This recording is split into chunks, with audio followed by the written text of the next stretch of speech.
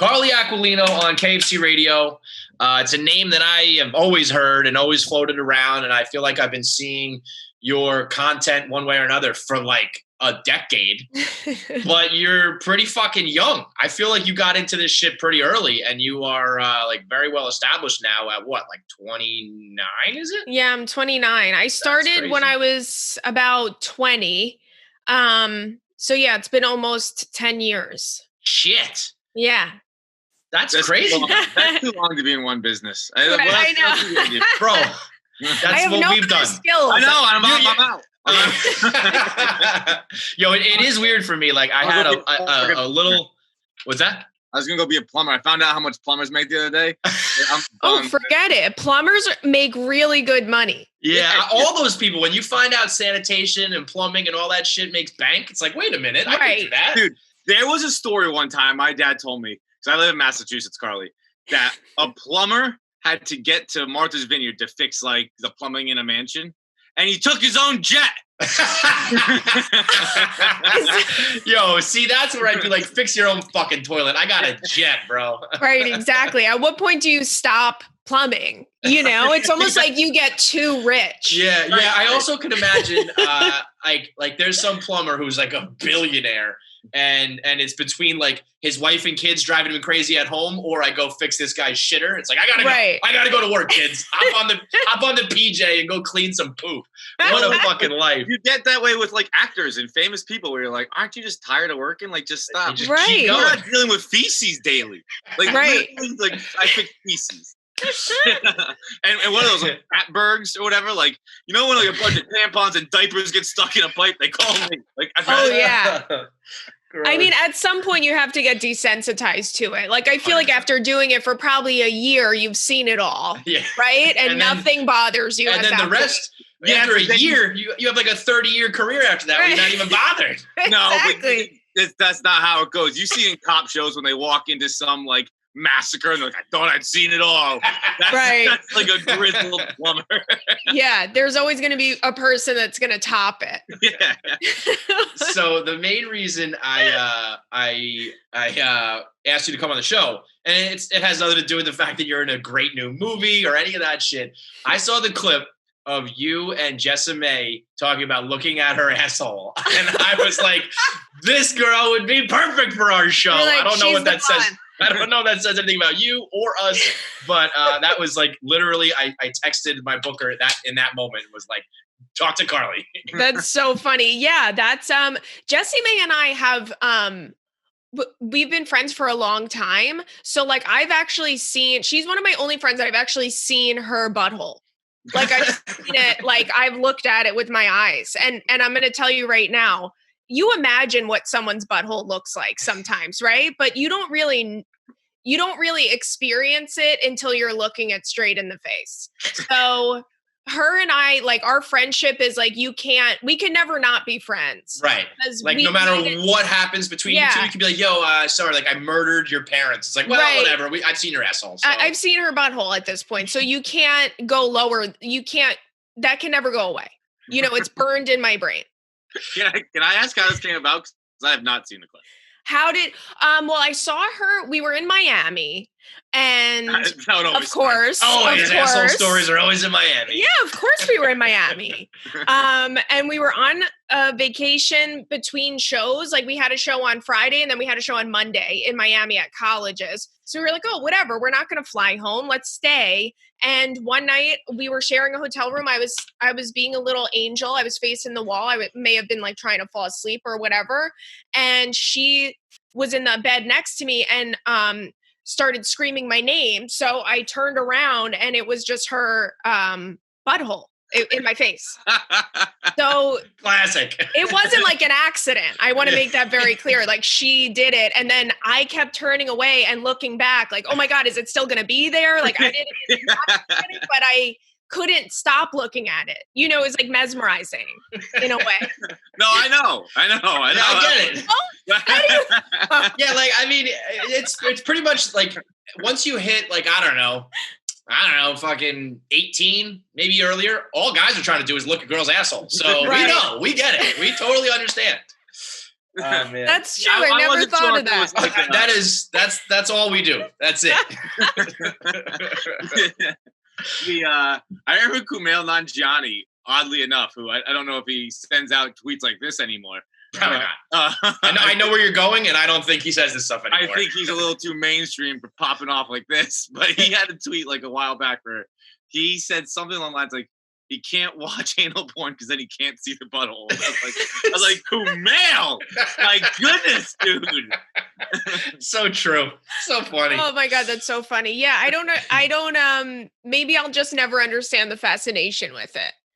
From guys. Neither do I. I don't either, but it's just programmed into our brains. Really, it's like you want to see something you're not supposed to see. That's what it is. That's the male thing. Yep. Yeah, but like that, there's nothing. I don't understand anything. There's nothing about it. Even when I'm hungry, I don't understand. I'm like, why? What's the deal? What's wrong with me here? There's no part of my body that just like makes sense, or my thought process. Everything is confusing. It's all a catastrophe. I'm still going through puberty, I think, is what we're getting at. It's funny though. You say like you always want to see what you can't see, and like there's a porn star I like who doesn't show her face and constantly shows her asshole. Really? And I just want to see her face now. I'm like, enough of your beautiful asshole. Just show me your eyes and your nose. Come on. Right. Exactly. It's mysterious. It's a good like shtick for her to have. That's a good bit. Right. 100%. What would you do if you saw her face and you didn't like it? I'd probably start looking at her asshole. You know how they say in in olden times when it was like, "Ooh, girl, you're nasty. Like, show me your ankles." Like, if you didn't show me your ankles, I'd be like, "Well, let me see them." What's that ankle look like? Yeah, show me that bone. Show me that heel, girl. Exactly. You got any bunions down there? What are we working with? So, King of Staten Island seems to be a smash. Yeah. Like people are liking it. It seems like people are liking it. I'm really excited about it. It's something that, I was so excited for so long for it to come out because we shot it last summer, and then it was like, everything, like, I mean, it couldn't have gotten more like off the rails, but it ended up coming out on demand and on like streaming and stuff, and it's been doing really well. So I'm happy about it. I'm really proud of, all my friends that are involved in it, and it was just a cool experience. We talked to Ricky and Bill Burr about it. I think going on demand was probably good.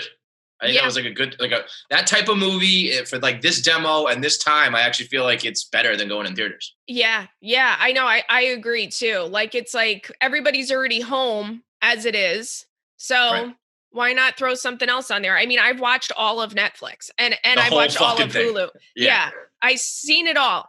Like people, I'm like, oh, what should I watch? And people are saying shit. I'm like, I watched that like week 1. Like I'm done. I've been done with Netflix. What's been at like the top of your list? Oh God, there's so much good.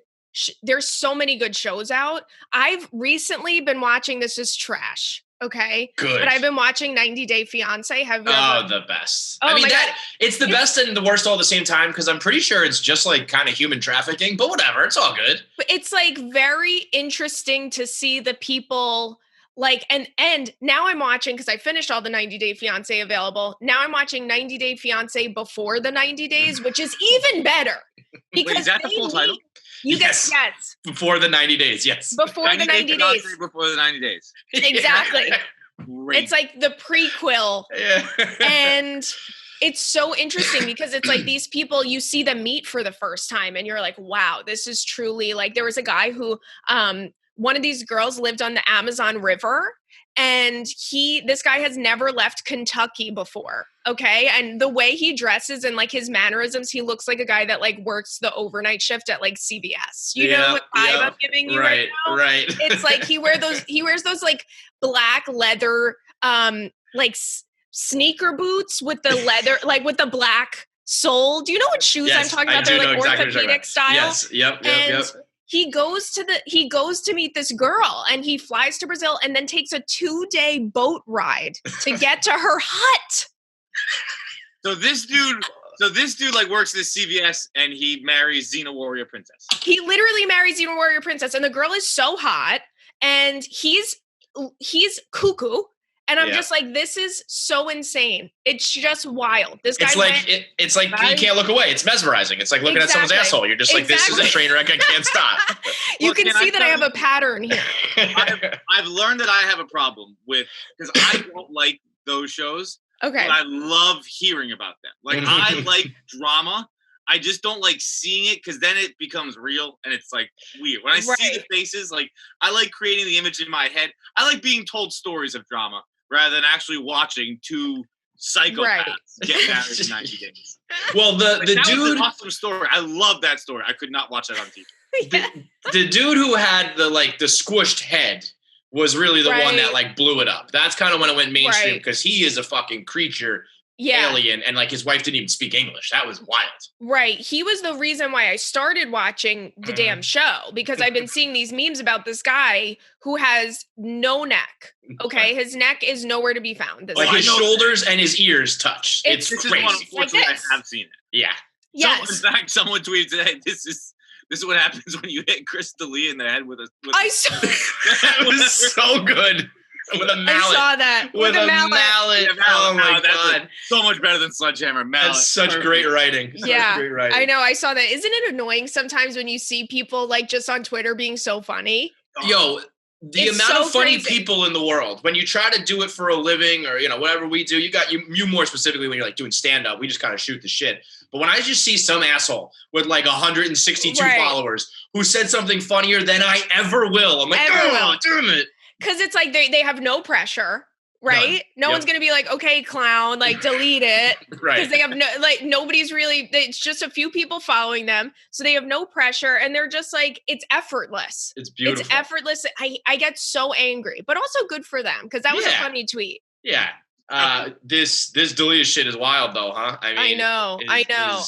I've been like following it like I'm on the case. Yeah. Like somebody hired me. I didn't follow for that long before I went, not good. I was on the case and I closed it pretty fast. I wasn't searching for like a definitive, because people are like, well, show me the facts. And it's like, well, the facts are out there. Like they're definitely out there. Well, you know what? You're going to go down. There's going to be people talking about what the legality of age, consent, all this shit. It's like, fine. But this is not good. We can all agree this is not good. I do feel like if we have to argue about if it's legal or not, depending on which state, it's probably too young. Probably not good. General rule of thumb, if you have to like call your lawyer and ask beforehand, just fucking don't do it. You have to look up the state. Yeah, that's a problem. It's bad. It's not good. Yeah. When everyone was calling him a pedophile, it reminded me of, I forget what comedian has this bit, but I was dying. It's like, he's like, I'm not a pedophile. A pedophile doesn't just like kids. A pedophile does just like kids. It's actually an effinophile who likes 17 to 19-year-olds or whatever. It's like the problem with that is you can't explain it without sounding like a pedophile. Again, same thing. If you know that term and you've looked it up and you have the receipts on that one, not good. Right. Exactly. I just feel like it's so weird because here's the thing, like 100%. He fucked up. Like, I'm not even denying that. I'm not looking for a reason to not say that. I do think that there has to be like a line somewhere where like his friend circle now is getting dragged, like because they may have been complacent, which we don't know. I mean, we don't know what his friends know. So I feel like there has to be, that's like the only thing that I'm like, now they have this responsibility and it sucks. Like he's friends with a lot of people, a lot of great comedians, a lot of funny people and talented, successful, whatever. So I'm like, that part about it sucks. If they were complacent, then that's fucked up. But we can't just assume everybody knew about this like creepy side of him. I mean, we had him on our show one time and I've, tweeted about him here and there, like as a fan, and people were like, are you going to say something about your boy? And it was like, I don't really know this guy, but even I felt like, I had to say something, and I can't imagine that crew that's like, but if it happened to you, I would be like, what the fuck? I put out some tweet. You have to say something. You have to address it. And that's fine. But it's like, are they responsible? Yeah. Because we don't know what they knew. Right. So it's like, yeah, everybody's responsible for their own shit, and I'm not gonna go down because you fucking had some creepy tendencies, Right. And this But is boy. like, wow, like I've, met him before and I've like followed him for years and I always was like a fan of his podcast and spoke like very highly of him. So it's just like, it is shocking for someone who's a fan of his. Like, I don't fucking, I don't know the guy. Have you, so you've been in the game for like, whatever you said, almost 10 years, 7, 8, 9 years. Are you like surprised? I mean, a lot of these comics now, you kind of know the business. Does this shit still like shock you? That's a good question. I feel like nothing will shock me at this point. Like, I really do feel that way. I feel like I don't think anything will shock anybody at this point. Like, if an alien came down and started fucking zapping people, I would be like, yeah, thank God. This is happening. And I'm not shocked. OMG 2020, they got us again. Right. Exactly. Like, I don't think anything can shock us at this point. Like, we're so desensitized to being shocked by things. Like, nothing will ever surprise me. Is Girl Code still on? Are you still with that? No, it's not on anymore. They're doing like, next week we're shooting like a kind of like a reunion, like quarantine style episode, like from our houses.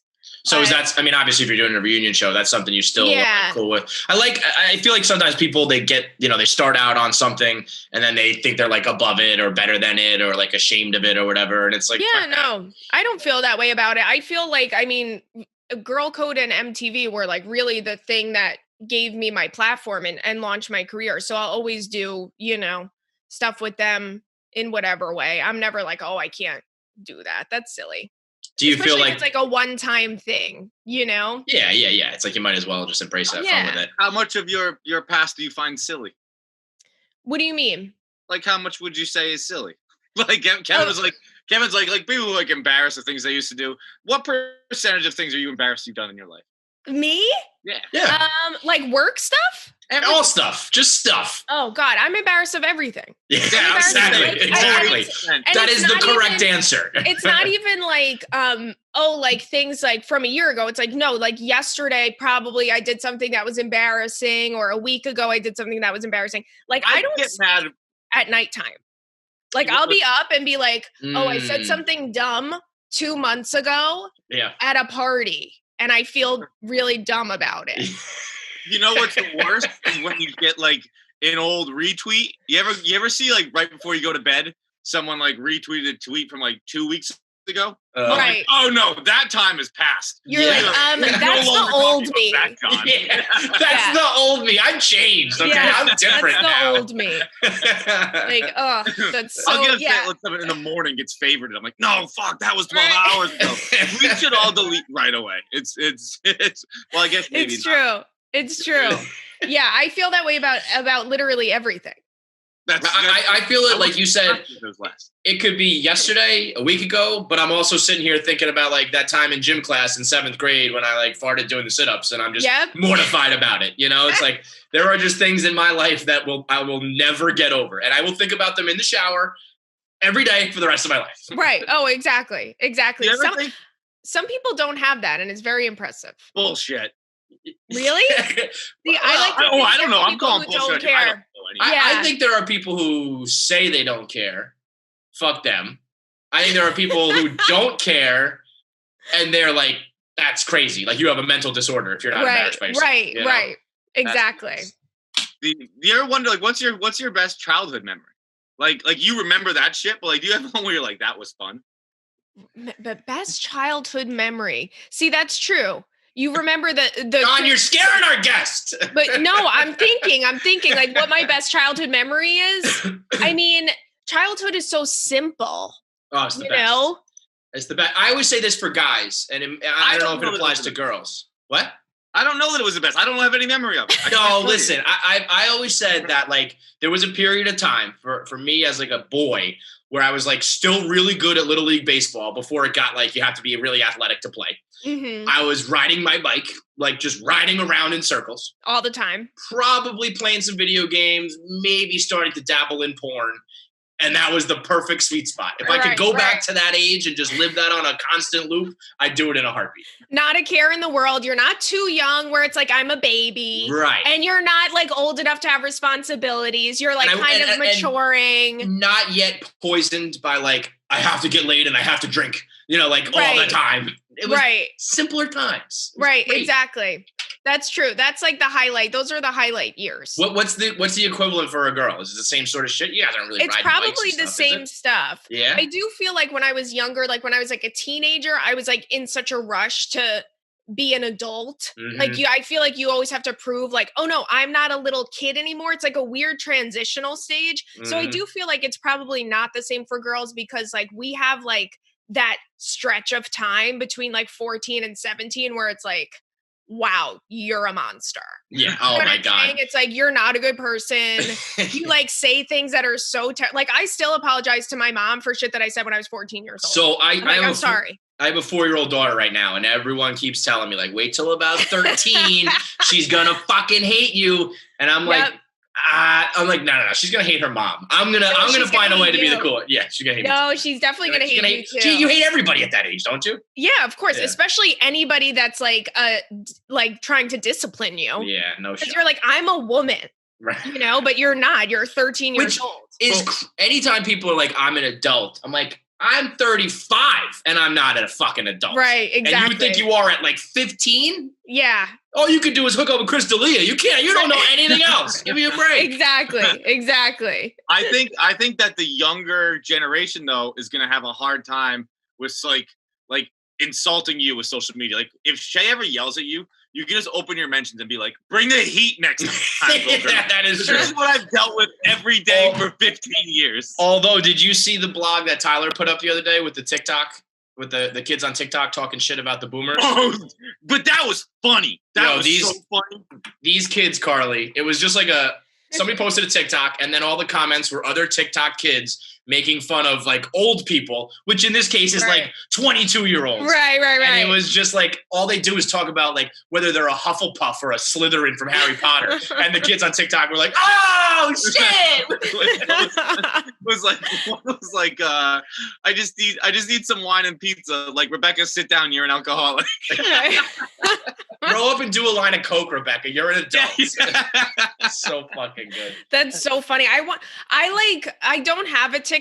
I've seen a bunch of the ones that like obviously they're going viral right now. I kind of feel like I want to get an account, but I feel like I'm too old. You are. I feel like I'm too old. Yeah, you are an old lady. I'm an old hag. You could be legitimately close to 10 years younger than you are and still be too old. Yeah. Yeah, you're right. I also feel like there's people that I know that are around my age or older than me that are on it. And it's just, sometimes it hits you like, it's like the dancing and the mouthing words. And like the thing at the end where they all go like this. What are you doing? They all look at the camera and go, like stick their tongue out or some shit. I'm like, come on. 33. What are you doing? We have a girl who works for us, this girl, Rhea, who's 22 years old. And people chirp her for being. She's 22. They're like, get off that app, you old lady. She's like, I just want to have fun dancing, guys. Right. The dance challenges are like the thing that probably made TikTok like so famous, right? Yep. Yeah. I mean, that's the other problem too, is that, Twitter, you can crack a joke. Instagram, you put up a picture of like your drink. TikTok's like, here's a coordinated dance. Learn it for the next 3 days. And then, do 35 takes of it. Right, and be really good at it. Yeah, I've always said the I can't wait to be dead for this sweet, sweet release of never having to download another social media app. Because like, how many more are we gonna do? Like, in another decade, I'm gonna have to download like 5 more. I can't keep up anymore. Right. Wow, these guys are making so much money though, right? So much. These like creators, these fucking guys that are like, oh, I mean, what is even TikTok? Nobody knows what the fuck it is and why it's different. Right? No, I mean the amount of kids who are like making so much more money than me. Wild. It is fucking, I try not to be a hater. I try to be like, good for you kids. But on the inside, I'm like, I hope you die in a fire. Yeah, I want all your money. There's that meme of like a little clown in a tiny clown car. And it's like me on my way to work in the morning when I realized that 12-year-old kid made $60 million on YouTube. Yep. It's terrible. It's like, and they live the life. They're rich and they're pretty and they're in the sun. And right. It's fucking, right. It's like, we get it. We get it. Yeah. Stop rubbing it. So what's next? What's like, I feel like it's weird when you do start so early and have like a pretty great deal of success right away. Like you just got to keep up with this. Yeah, I mean, obviously, like right now at this point in time, it's not like, oh, I'm going on the road and blah, blah, blah. Because I always do stand-up. Like I never stop doing stand-up. Is that what your like forte would be? Like you're a stand-up comic? I started out, that's like my first thing that I started out doing. Right. But then I got into TV stuff, and then I did like a lot of like talking head, like commentary, like comedian commentary, like for TV. And very recently I started getting booked, like doing like little things for acting, like for example, King of Staten Island. So we'll see what happens next. It's hard to be like, this is what I want, because I pretty much like, I would be happy with whatever. What I really feel like I would want to focus more on is acting, and some like TV stuff, maybe some hosting stuff. Do you have like acting background, or that's just like kind of in your personality? I definitely don't have an acting background. Like I'm always so impressed when people are like, oh, I went to this special high school and I was in theater when I was a kid and blah, blah, blah. It's like, I never, did that. So did you take classes or anything? You just let it fly? Yeah, I take classes pretty regularly. Like in the last, like I would say probably 3 or 4 years. So I'm still new at it, but I take classes. Is that weird? We had Logan Paul on probably a little while back. And oh my God, really? Yeah, oh yeah. I love Logan. Yeah. Logan's my boy. One of the most misunderstood guys out there. Yeah, I've never met him. Actually, I have met him. I met him, God, it was probably like 4 or 5 years ago, and he was nice. Yeah. We have met him. But like, I think he was the original, like before TikTok, it was like, fuck these YouTubers who are making money. And, and then he had like a couple missteps where people jumped all over him. But like, he's just a normal dude who has like a good sense of humor and like a friendly guy. He just happens to be like tall, fucking white and rich. So people are like, fuck you, Right. Yeah. Sorry, what were you going to say? Well, I was asking him, like, is it weird being known already and being in acting class? Like, are you nervous when you're in class to be like, are people going to know who I am? Like, and that like, like I shouldn't be here. With me, I never felt that way with someone like him. I mean, he's so fucking famous and he's in LA, which is like everyone's an actor. Right. So it's like, are either of you guys in LA? No, we're in New York. No, you're New York. Yeah. So it's like everyone in LA is an actor. Like your Uber driver that drives you to the bar, and then your bartender, and then fucking everybody else that's at the bar. Mm-hmm. So it's just, I would see it being more like, for him, I would think it would be real difficult. But for me, no. The classes that I take are usually like 5 or 6 people, and it's not weird. You're in New York. Them bigger, like in a Barry type setting where it's like almost not an amphitheater, but sure, a mini amphitheater inside. The exact opposite. Like the stadium seating type deal where it's like, I just figured they were like 50. That's probably more in LA, right? I'd imagine where you just need to have more bodies in the class, but in New York it's probably a lot more of a small. Yeah. I mean, I'm sure it's all different everywhere. I'm sure there are different types of classes. I like it better when there's like, it's a smaller class, because I feel like you get more time with the teacher. And also you have to watch everybody. So watching like 30 people would probably get a little boring. So we know where Carly's at, where she's like, all right, I'm done with my part. Can I just get the fuck out of here? I have to watch all you guys. I like watching people because I like hearing like the teacher, but I mean, that's like hours. Overkill. That's like a full day of school, and you get to do your thing for a minute. Yeah. Are you going to be, are you like New York for life? I feel like most people in your spot by now would have made the move out to LA. Yeah, I've been trying to avoid LA. I don't have a problem with it, but I don't I'm just like from New York. My family's here. I love New York. I can't picture myself like ever permanently living in California, even though it's beautiful and my way of life would probably be a lot easier. Maybe it's just like the New Yorker in me that's like, no, I need to be miserable. So I'm from New York, like through and through also. But Where are you from? I'm from the Bronx. You're from the Bronx. Okay. Yeah. Are you from Staten Island? Or is that just No, I'm from Long Island. Same thing. Okay. Yeah, same shit. Just a I'm different still island. an island gal. Yeah. Yeah, for sure. I'm like, at this point, I'm like, when you're not going out, I got kids now, so I'm not going out. I'm not enjoying the good part of New York, but I'm still paying more money and dealing with the fucking garbage. And now it's the fucking center of death. Right. I'm like, what am I doing here? Yet I can also guarantee you I'm never going to leave. I don't know what that's about. Right. I don't know either. Cause I'm like my friends that live in LA that have the same rent as me. I mean, they like have such a better mansion. It's like wild how much of a better life you have. Yeah. And I don't know. I just feel like also I don't drive. So I feel like that would be you don't like to drive or like you don't do it? I don't drive, period. Do you have a license? Not anymore. No, it expired. I never renewed it because, so I got my driver's license when I was like the age, like 17, 18. I failed my road test 8 times. 8 times. To the point where like I had the same instructor several times. Like each instructor I had more than once. I feel like there should be like, you get 5 and then you're just not fit to drive. 2. You should get 2. Yeah, 2. That's it. You should not get more than 2. Like 2, you're bad. You're a bad driver. You always will be. Yeah. But yeah, I failed 8 times and my parents, I didn't even want to drive. I never had any desire to drive and my parents were like, we're not like our life, like their life became driving me to work and picking me up from work and driving me to school, picking me up from school. My parents are like, we're not like chauffeurs. Like the point of you getting older was that you like start to do You're things self-sufficient. Yeah. And I was like, well, that's dumb. Like, I definitely don't want to do that, but no whatever. Thanks. So understood. Thanks, but no thanks. I was like thrilled to fail the fucking road test. I was like, I don't even care about driving. I'll drive with my fucking eyes closed. I don't want my license. Growing up drinking a beer. Yeah, exactly. I don't put the seatbelt on, just like go in reverse. So I ended up getting my road test. I got like a little Toyota Corolla. And I drove for about 2 months before I totaled. I got into a really bad car accident, and then I never drove again for the rest of my life. That's fair. I thought you were just like, I don't drive, because that's what I do. I also don't drive. I hate driving. Where do you live?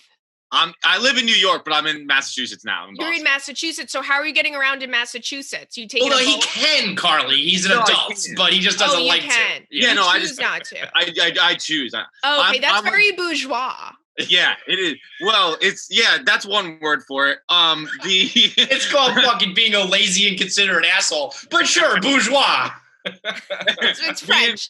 Me and a friend who like also hated to drive used to like, when we carpool like in college and stuff like that, we'd have like, it would be an unspoken contest where like when we first showed up, we'd like just crack a beer and see if we get drunk faster. To be like, well, I can't drive back home now. That's so funny. Yeah, I mean, driving some people love it, but to me, it scares the shit out of me. I especially could never drive in New York City. I live in Brooklyn, so it's just like, why would I do that? Honestly, that's the more reasonable take here. I think it's kind of weird that like, we talked about this just a couple weeks ago on the podcast that like you can have, the same like 15-year-old girl we were talking about who doesn't know shit about the world. We're like, here's your learner's permit. Take these keys and go operate this like 5-ton piece of fucking metal. Right. Why is that the standard? Right. With your cell phone. Like drive. Right. 100%. Your hand and drive. Yeah. And make that's the best. TikToks while driving. People doing TikToks while driving. Yeah. Okay. What are you doing? No, you're probably right. None of us should be driving. Even if I was very safe, I would still feel unsafe because the people on the road. Yeah. They don't know what the hell they're doing. They're not paying attention half the time. So I'm good. Just 30, like I got good, and I very rarely drive. But when I turned 30, I got like, I don't know if it was that age, but a little older. I was like, all right, enough texting and driving, John. And I'm like really good at just not having my phone now. Good but that means there were 14 years where I was having texting and driving. Exactly. I like that 30. You were like, it's time. Yeah, I'm an adult. So I'm 30 now, so I gotta not break the law every day. toilets and we don't text and drive. All right, Carly. Well, we appreciate the time. You've been killing it for a long time, and I think Thank bigger you guys. things This was are so ahead, fun. So you got it. Anytime. By the way, Carly, I was listening to the podcast this morning. Yeah. The tattoo artist, he's fine. The tattoo artist? Yeah, he was tattooing his. So as I recall, someone called in Carly's podcast is Secret Keepers Club, right? Right. Yes, I have a podcast called Secret Keepers Club. I'm remembering. Oh, the tattoo art. Wait a minute. Oh, oh, you got Long Island on me fast. What? Wait a minute. Give me the scoop. Give me the scoop. So a girl wrote in, and if this is what you're talking about, number one, I'm canceling out of the Zoom. I'm canceling my Wi-Fi. I'm going to call Verizon Fios and say, don't even make it possible for anyone to contact me for the rest of my life. So if this is the same thing. So the tattoo artist, he had a girlfriend. His girlfriend wrote into my podcast saying she had a problem with the girl that her boyfriend was working with. She just got out of a long relationship or marriage, and he tattooed her ass. He's a tattoo artist. But it's his friend. She didn't pay him. She's an employee at the shop. That's for the love of the game. He's an artiste. Would you, if you were dating someone who painted nude models, would you consider that a problem? If he started painting a new model of Brenda, the girl that I don't like that he works with, or whatever the hell her name is, or some random girl at CVS, that we know, no. It was. I remember. I was blown away. I was like, "Hang on, he was just tattooing her ass, and this is even a question." And then I realized he's a tattoo artist, and I was like, "Well, that's what he does. That's his job." I thought the way you set that up, I was like, I hope that John is not condoning someone here who did something really bad. He's a tattoo artist. You get a fucking mom tattoo on your butt. You get a heart on your butt. It's fucking walk in the park. It's 2020. That ain't shit. But it's a girl that has been flirting with her boyfriend for a long time. He hasn't been flirting with her. Inappropriate, and she's inappropriate. She talks to him about stuff. She calls him all the time. Okay, this is you know what? This is where I think girls, you have a right to be more mad at her because she's definitely trying to fuck your boyfriend. And I think you have a right to be mad at your boyfriend because we're dumb like that, where it's just I know this is inappropriate, but I just don't really fucking care. But he's not doing anything inherently wrong. He's just being an idiot. Well, he knows that she doesn't like this girl. Yeah, but you girls don't like any girls. Your girlfriend does not like any other girls. Yes, that's not true. I like girls that are talking to your boyfriend or socializing with them. I don't care. I would have said that's not true until recently. I think it's fine now. But here's my question to you, Carly. Okay. Would you rather be dating a guy that no one at work wanted to hook up with? Or that has to deal with some things like this? Yes. Oh, no, because then you're dating a fucking loser. Then you're dating another loser. That's fine. I've done it before. I'll do it again. You think that scares me? That's where I thrive. That's my sweet spot. Yeah, fuck that. Put a ring on that. Give me the biggest loser. Give me some fucking plumber who's a loser who's going to be rich one day. I'll put you in the phone with my mom. Can he drive me to work? Exactly. Then we're good. Exactly. The bar is on the floor. There is no bar. There's no bar. I love it. Well, go check out the podcast, and you'll catch her on King of Staten Island, and you'll see her on much, much more in the future. Carly, thanks so much. Awesome. Thanks, guys. Bye-bye. Bye.